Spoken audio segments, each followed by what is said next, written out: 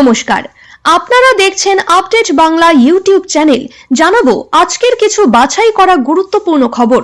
প্রথমেই দেখে নেব আজকের হেডলাইন্স। অ্যাকাউন্টে ঢুকবে আরো 1,80,000 টাকা। আবাস যোজনা নিয়ে বিরাট ঘোষণা শুভেন্দুর। এবার বাংলার পালা। দিল্লিতে বিজেপির নিরঙ্কুশ জয়ের পর মমতাকে চ্যালেঞ্জ শুভেন্দুর। ধুঁকছে রাজ্যের বহু প্রাথমিক স্কুল। পড়ুয়া টানতে এবার বিরাট পরামর্শ দিলেন অনুব্রত মণ্ডল। সঞ্জয়কে ফাঁসি নয়, এবার বৃদ্ধাকে ধর্ষণ কাণ্ডে কি রায় দিলেন জাস্টিস অনির্বাণ দাস। দিল্লি ভোটের প্রভাব পড়বে বাংলায়, তৃণমূলকে নিয়ে বড় ভবিষ্যৎবাণী কুণালের। বিনিয়োগের পথ মসৃণ করতে নতুন কমিটি গঠন, মমতার ঘোষণার পরই উদ্যোগী নবান্ন। ভান্ডারের ভোট অটুট, কেজরিওয়াল হারলেও লক্ষ্মী জিতে গেছে। ছত্তিশগড়ে গুলিযুদ্ধে 12 মাওবাদীর ভবলীলা সাঙ্গ, শহীদ 2 জওয়ান। আরজিকর তিলোত্তমার নাম করে বাজার থেকে টাকা তুলছেন জুনিয়র ডাক্তাররা, অনিকেত সহ 7 জনকে তলব। এবারে আসছি বিস্তারিত খবরে। আবাস যোজনার ক্ষেত্রে কেন্দ্রীয় বঞ্চনার অভিযোগে দীর্ঘদিন ধরে সরব ছিল পশ্চিমবঙ্গ সরকার। শেষমেশ গত ডিসেম্বর মাসে রাজ্যের কোষাগার থেকে উপভোক্তাদের বাড়ি তৈরির প্রথম কিস্তির টাকা দেওয়া হয়েছে। এবার এই প্রকল্প নিয়েই বড় ঘোষণা করলেন রাজ্যের বিরোধী দলনেতা শুভেন্দু অধিকারী। বাংলা আবাস যোজনায় গত ডিসেম্বর মাসে উপভোক্তাদের 1,20,000 টাকা করে দিয়েছে রাজ্য। প্রথম কিস্তির টাকা পাওয়ার পর অনেকেই বাড়ি তৈরির কাজ শুরু করে দিয়েছেন। এই আবহে এই প্রকল্প নিয়ে বড় ঘোষণা করলেন নন্দীগ্রামের বিজেপি বিধায়ক।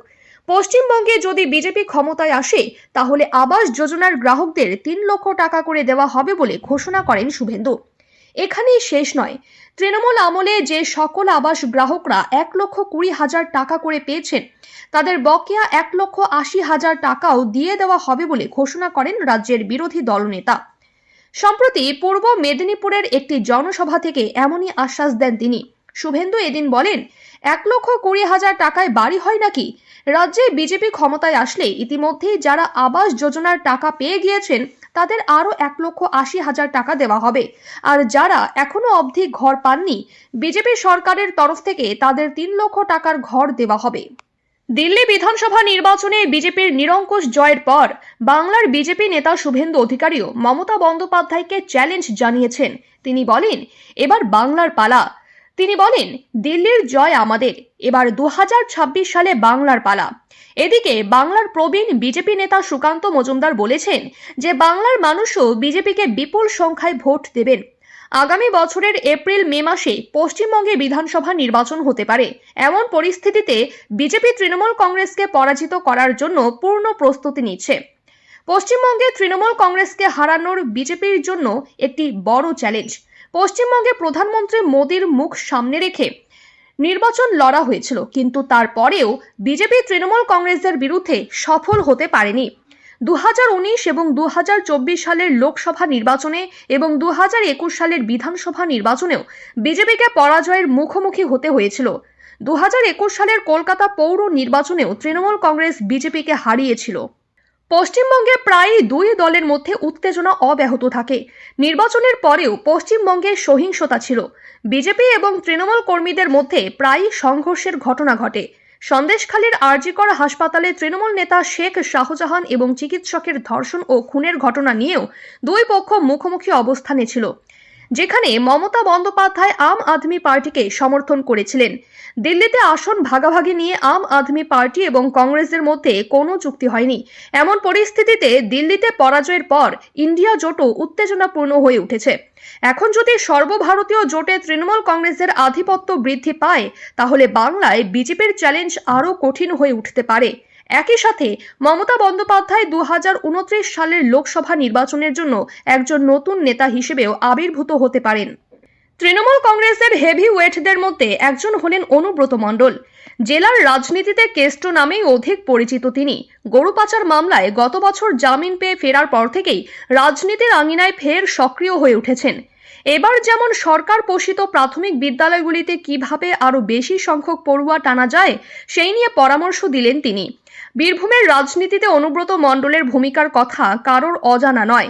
গরু পাচার মামলায় গ্রেফতার হওয়ার পর সেই দাপট খানিকটা হ্রাস পেলেও গত বছর তিনি ফেরার পর থেকে ফের চোখে পড়ছে কেস্টো ম্যাজিক। শুরুতে কয়েকটা দিন চুপচাপ থাকলেও আস্তে আস্তে জেলার নানান স্তরে ফের তার প্রভাব বৃদ্ধি পাচ্ছে। এদিকে অনুব্রত বীরভূমে ফেরার পর থেকেই ফের শিরোনামে উঠে এসেছে সেখানকার রাজনৈতিক সমীকরণ। কয়েকদিন আগেই সংবাদ মাধ্যমের মুখোমুখি হয়ে এই তৃণমূল নেতা বলেন, মমতা বন্দ্যোপাধ্যায় ফোন করেছিলেন, মঙ্গলকোট, আউশগ্রাম, কেতুগ্রাম দেখতে বলেছেন, বড়োয়া যেতে বলেছেন। উনি বলেন ওখানে সব সংগঠন ভালো রয়েছে। এবার রাজ্যের সরকার পোষিত প্রাথমিক বিদ্যালয়গুলিতে কিভাবে আরো বেশি করে ছাত্রছাত্রী টানা যায় সেই নিয়ে পরামর্শ দিলেন কেস্টো। এই বিষয়ে মুখ্যমন্ত্রী মমতা বন্দ্যোপাধ্যায় এবং শিক্ষামন্ত্রী ব্রাত্য বসুকে জানানোর আশ্বাসও দিয়েছেন তিনি। আরজিকর কাণ্ডে দোষী সঞ্জয় রায়কে কিছুদিন আগেই যাবজ্জীবন কারাদণ্ডের নির্দেশ দিয়েছিলেন কলকাতার শিয়ালদহ আদালতের বিচারক অনির্বাণ দাস।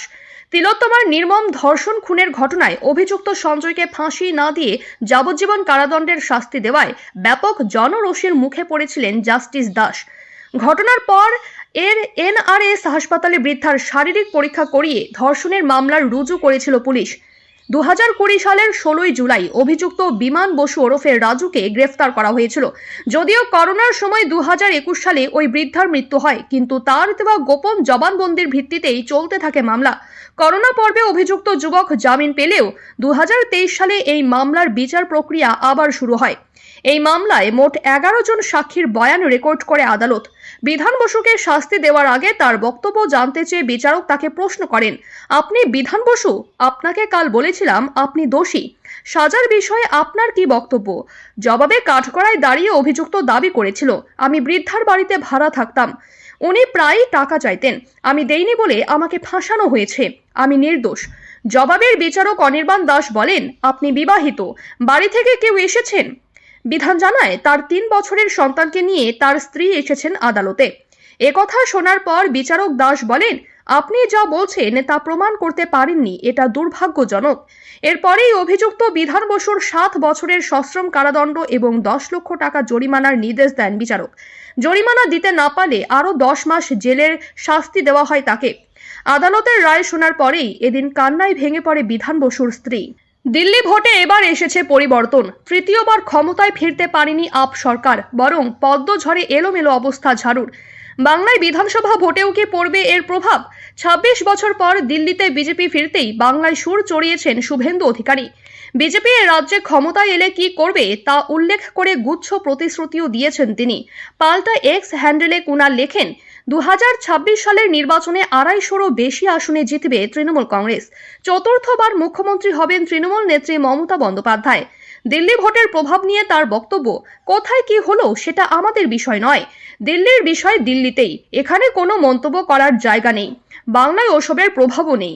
2021 সালে বিজেপি বলেছিল ইসবার 200 পার, কিন্তু সেই স্বপ্ন তাদের পূরণ হয়নি। 77টি আসন নিয়ে সন্তুষ্ট থাকতে হয় গেরুয়া শিবিরকে। উল্টে 200-রও বেশি আসন দখল করে ক্ষমতায় ফেরে তৃণমূল। 24-এর লোকসভা নির্বাচনেও বাংলায় আসন কমেছে বিজেপির। এমনকি লোকসভা নির্বাচনের পর রাজ্যে একাধিক বিধানসভা আসনে উপনির্বাচনেও ফুটেছে ঘাসফুল।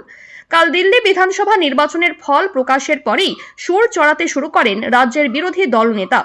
পূর্ব মেদিনীপুরে এক জনসংযোগ কর্মসূচি থেকে তিনি বলেন, দিল্লিতে আপের পরাজয় মানেই তৃণমূলের পরাজয়, কারণ দিল্লি ভোটে আপকে সমর্থন জানিয়েছিল রাজ্যের শাসক দল। শুভেন্দু বলেন, এবার বাংলার পালা। সেই সঙ্গে ক্ষমতায় এলে বিধবা ভাতা, বার্ধক্য ভাতা বাড়ানোর প্রতিশ্রুতি দেন তিনি। আবাস যোজনায় সুবিধা প্রাপকদের 1,20,000 টাকার বদলে 3 লক্ষ টাকা দেওয়া হবে বলে ঘোষণা করেন বিজেপি বিধায়ক। উল্লেখ্য, আগামী বছর মার্চ-এপ্রিল মাসে বাংলায় বিধানসভা ভোট হওয়ার কথা। বিশ্ব বাংলা বাণিজ্য সম্মেলনের মঞ্চ থেকেই বুধবার মুখ্যমন্ত্রী মমতা বন্দ্যোপাধ্যায় ঘোষণা করেছিলেন, বৃহস্পতিবার শেষ হয়েছে সম্মেলন, তারপরই মুখ্যমন্ত্রীর ঘোষণার মতো উদ্যোগী হলো নবান্ন। তৈরি হলো রাজ্য স্তরে শিল্প বিষয়ক সমন্বয় কমিটি বা সিনার্জি কমিটি। সেই কমিটির মাথায় থাকবেন রাজ্যের মুখ্য সচিব মনোজ পান্থ। নতুন কমিটি মূলত সব দফতরের সঙ্গে সমন্বয় বজায় রেখে কাজ করবে। 16 জনের এই কমিটিতে থাকবে বিভিন্ন দফতরের সচিবেরা। কিছু উচ্চপদস্থ পুলিশ কর্তাকেও সিনার্জি কমিটিতে রাখা হয়েছে। শুধু রাজ্য স্তরে নয়, জেলা স্তরেও এ ধরনের কমিটি গঠন করা হবে বলে জানানো হয়েছে নবান্নের তরফে। কমিটি গঠন নয়, কিভাবে এই কমিটি কাজ করবে তার আভাসও নবান্নের বিবৃতিতে দেওয়া হয়েছে। বলা হয়েছে প্রতি 14 দিন অন্তর কমিটির বৈঠক হবে। সেখানেই হবে কাজকর্ম সম্পর্কে যাবতীয় আলোচনা। কোথায় কি কাজ হচ্ছে, বর্তমানে প্রকল্পগুলোর কাজ শুরু হয়েছে, তা কোন জায়গায় দাঁড়িয়ে সবকিছুই উঠে আসবে কমিটির আলোচ্য বিষয়ে। অর্থাৎ এক কথায় বলতে গেলে পর্যালোচনা বৈঠক করবে ওই কমিটি। বিশ্ব সম্মেলনের মঞ্চ থেকে যে বিনিয়োগের প্রস্তাব এসেছে তা কার্যকর করতেই কমিটি তৈরি করল নবান্ন। বিনিয়োগকারীদের যাতে কোনো রকম অসুবিধা না হয় সেদিকেও নজর থাকবে এই কমিটির। বিনিয়োগের প্রস্তাব এবং ব্যবসায়িক বিষয় সংক্রান্ত যে কোনো ধরনের পরিষেবা এক ছাতার তলায় আনাই উদ্দেশ্য এই কমিটির। যদি কেউ বিনিয়োগ বা অন্য ক্ষেত্রে কোনো ধরনের অসুবিধার সম্মুখীন হন, তবে তারা যাতে সহজেই সমাধান পান তাও নজর থাকবে। কেন্দ্রীয়ভাবে অর্থাৎ সিঙ্গল উইন্ডো সিস্টেমের কাজ হবে। থাকছে অনলাইন সুবিধাও। বিনিয়োগের ছাড়পত্র পেতে বিনিয়োগকারীদের ঘুরতে হবে না দফতরে দফতরে। কমিটির মাধ্যমেই মিলবে সমাধান সূত্র। দিল্লি বিধানসভা ভোটে অরবিন্দ কেজরিওয়াল ও আম আদমি পার্টির ভরাডুবি হতেই ভান্ডারের ভোট নিয়ে কেউ কেউ প্রশ্ন তুলেছেন। তাদের মতে শুধু ভান্ডারের ভোটই যথেষ্ট নয়। দিল্লির ভোট প্রমাণ করে দিল সুনির্দিষ্ট কৌশল নিয়ে নামলে ভান্ডারের ভোটকেও পরাস্ত করা যায়। কিন্তু রাজনৈতিক পর্যবেক্ষকদের অনেকের মতে বাংলার ব্যাপারটা সম্পূর্ণই ভিন্ন। দিল্লির সঙ্গে তুলনা করা যাবে। তৃণমূলের ভোটের পাটিগণিত এখনো পর্যন্ত ফর্মিডেবল তথা বেশ মজবুত। 7.5 কোটি ভোটারের মধ্যে লক্ষ্মীর ভান্ডার বা আবাসের উপভোক্তাদের সংখ্যা কম বেশি 2.5 কোটির বেশি। তাছাড়া প্রায় 30% সংখ্যালঘু ভোটের সমর্থন রয়েছে তৃণমূলের সঙ্গে। সেই সঙ্গে রয়েছে মমতা বন্দ্যোপাধ্যায়ের ব্যক্তিগত জনপ্রিয়তার ভোট। তাছাড়া কেজরিওয়ালের সঙ্গে আরও বড় ফারাক রয়েছে।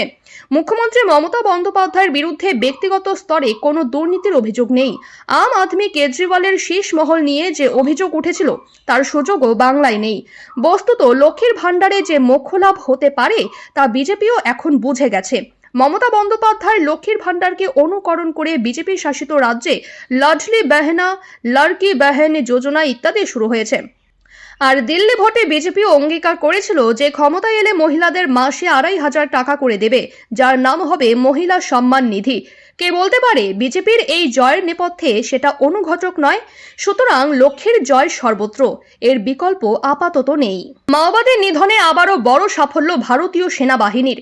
রবিবার অর্থাৎ 9 ফেব্রুয়ারি ছত্তিশগড়ের বিজাপুর জেলায় সেনাবাহিনীর সঙ্গে সংঘর্ষে খতম হয়েছেন 31 জন মাওবাদী। মাওবাদী নিধনের বিশাল অভিযানে গুরুতর আহত হয়েছেন 4 জন নিরাপত্তা কর্মীও। তাদের চিকিৎসার জন্য হাসপাতালে ভর্তি করা হয়েছে। গত মাসেও 20 থেকে 21 জানুয়ারি ছত্তিশগড় ও ওড়িশার সীমান্তবর্তী গড়িয়াবন্ধ জেলার জঙ্গলে নিরাপত্তা বাহিনীর সঙ্গে সংঘর্ষে 16 জন জঙ্গি নিহত হয়েছিলেন। তাদের মধ্যে ছিল নকশালপন্থী চালপতি ছিলেন, যার মাথার উপর 90 লক্ষ টাকা পুরস্কারের ঘোষণা করা হয়েছিল। এ প্রসঙ্গে বস্তারের আইজি সুন্দররাজ পি একটি সংবাদ মাধ্যমকে জানিয়েছেন, গত 2 বছরে ছত্তিশগড়ে সেনাদের এনকাউন্টারে 238 জন মাওবাদী নিহত হয়েছে। চলতি বছরের 6 জানুয়ারি জঙ্গিরা আইইডি বিস্ফোরণে নিরাপত্তা বাহিনীর একটি গাড়ি উড়িয়ে দিয়েছিল। এই হামলায় 8 জন ডিস্ট্রিক্ট রিজার্ভ গার্ড অর্থাৎ ডিআরজি সৈন্য এবং গাড়ির চালক শহীদ হয়েছিলেন। এই হামলার পর স্বরাষ্ট্রমন্ত্রী অমিত শাহ পুনর্ব্যক্ত করেছিলেন যে 2026 সালের মার্চের মধ্যে ভারত থেকে নকশালবাদ নির্মূল করতে হবে। এই ঘটনায় আইজি সুন্দররাজ পি বলেছিলেন যে দান্তেওয়াড়া, নারায়ণপুর এবং বিজাপুরে যৌথ নকশাল বিরোধী অভিযানের পর ডিআরজি দান্তেওয়াড়ার নিরাপত্তা কর্মীরা স্করপিওতে করে ফিরেছিলেন। যখন তাদের গাড়ি বিজাপুর জেলার বেদ্রে কুট্রু সড়কে পৌঁছেছিল তখন মাওবাদীরা রাস্তায় পুঁতে রাখা আইইডি বিস্ফোরণ ঘটায়। এই বিস্ফোরণে স্করপিওতে ভ্রমণকারী সমস্ত ডিআরজি সৈন্য এবং চালক নিহত হন। এরপরেই জঙ্গি নিধনের অভিযান জোরদার করে ছত্তিশগড়ের পুলিশ প্রশাসন। আরজিকর আন্দোলনের মুখ অনিকেত মাহাতোকে তলব করল Bidhannagar police. West Bengal junior doctor ফ্রন্টের এর আয়ের উৎস কি তা জানার জন্য রাজু ঘোষ নামের এক জনিক অভিযোগ দায়ের করেন। তার অভিযোগের ভিত্তিতেই অনিকেত সহ 7 জনকে তলব। বিধাননগর কমিশনারেটের পাশাপাশি বিধাননগর কোর্টেও অভিযোগ করেছি এই কয়েকজন জুনিয়র চিকিৎসক জাস্টিস ফর আরজিকর বলে বাজার থেকে টাকা তুলছে। প্রথমে এই বিজ্ঞাপন দেখে আমিও 5,000 দেই, তারপর আমি দেখি এমন প্রচুর অ্যাকাউন্ট সোশ্যাল মিডিয়ায় ঘুরছে, কিছু ব্যক্তি কিউআর কোডও সোশ্যাল মিডিয়ায় ঘুরছে। তারপর আমি জানলাম জাস্টিস ফর আরজিকর সোশ্যাল মিডিয়ায় ঘুরছে। তারপর আমি বিভিন্ন জায়গায় অভিযোগ করি, পুলিশ কোনো পদক্ষেপ না করায় বিধাননগর কোর্টে অভিযোগ করি। আমি জানতে পেরেছি জুনিয়র ডাক্তারদের অ্যাকাউন্টে কয়েক কোটি টাকা ঢুকেছে। কোন খাতে টাকা ঢুকছে, কি খরচ হচ্ছে তা জানতেই আমি অভিযোগ করেছি। উল্লেখ্য, এর আগে আরজিকর আন্দোলনের অন্যতম মুখ আশফাকুল্লাহ নাইয়ার বিরুদ্ধে আরজিকর হাসপাতালের জুনিয়র চিকিৎসক আশফাকুল্লাহ নাইয়ারের বিরুদ্ধে ইলেকট্রনিক্স কমপ্লেক্স থানায় মামলা দায়ের করা হয়েছিল। সেই মামলার জলগড়ায় হাইকোর্ট পর্যন্ত। অভিযোগ উঠেছিল জুনিয়র ডাক্তার হওয়ার পরও তিনি সার্জন পরিচয় দিয়ে চিকিৎসা করছিলেন। প্রিয় দর্শক, নিয়মিত সঠিক খবরগুলি সঠিক টাইমে পেতে সাবস্ক্রাইব করুন আপডেট বাংলা চ্যানেলটিকে। ধন্যবাদ।